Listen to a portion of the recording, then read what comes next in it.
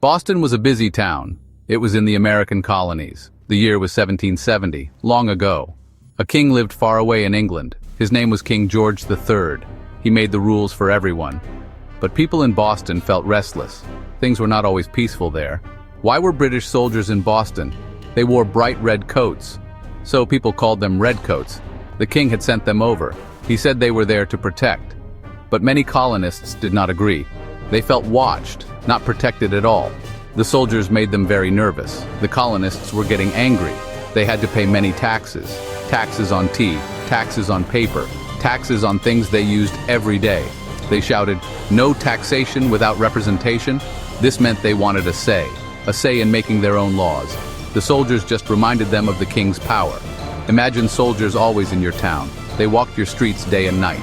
They stood guard with their muskets ready. Sometimes they even took jobs that the colonists wanted for themselves. This made people grumble and complain. The air in Boston felt tight, like a drum. It felt like something bad was bound to happen. It was a cold night. Snow covered the ground in Boston. The date was March 5th, 1770. A lone British soldier stood guard. He was near the custom house. That's where the king's tax money was kept. A young boy started to tease the soldier. Soon a small crowd gathered around. The crowd grew bigger and bigger. They were not happy with the soldier. They started shouting angry words. They threw snowballs at him. Some snowballs had sharp ice inside. Some even had rocks hidden in them. Ouch! More soldiers came to help their comrade. Captain Thomas Preston was their leader. Things got very messy, very fast. People in the crowd yelled loudly. They dared the soldiers to fire their guns. Someone in the crowd hit a soldier. He hit him hard with a wooden club. The soldier fell down to the ground. Then a shot rang out in the night. Bang! Bang! More shots followed. When the smoke finally cleared away, 5 colonists lay on the cold street. They were wounded or already dead. It was a shocking and terrible moment. Crispus Attucks was one of the first to fall. He was a brave sailor, a man of color. He stood up for what he believed in. He became a hero that very night. News of the shooting spread quickly. It spread like wildfire through Boston. Then it went to other colonies too. There was no internet back then, no television, no radio to tell the tale. People told each other by talking. They wrote letters and printed newspapers. Samuel Adams was a patriot leader. Samuel Adams wanted everyone to know. He called the event a bloody massacre. This made it sound very, very awful. Paul Revere was a silversmith. He was also a patriot, like Adams. Revere made a famous picture. It was an engraving printed on paper. It showed British soldiers firing their guns.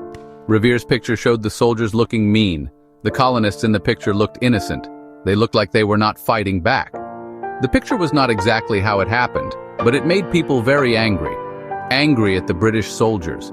Angry at King George far away. It was a powerful image for the patriot cause. This picture was copied many times. It traveled all over the American colonies. People from New Hampshire to Georgia saw it. They talked about what happened in Boston. They felt sad for the people who died. They felt angry about British actions. It helped bring the colonists closer together. They began to think of themselves as one people. What happened to the soldiers? Captain Preston and his men were arrested. They had to go to trial for their actions. This was very important for Boston, even though people were furious. They still believed in fairness and law, but finding a lawyer was very hard. No one wanted to defend the redcoats. Then John Adams stepped forward. John Adams was a patriot too. He was Samuel Adams's cousin. But John believed everyone deserved a fair trial.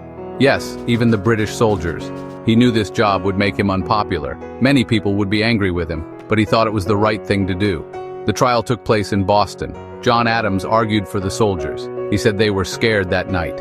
He explained the crowd was threatening. He showed that the soldiers fired in self-defense. The jury listened very carefully. In the end, most soldiers were found not guilty.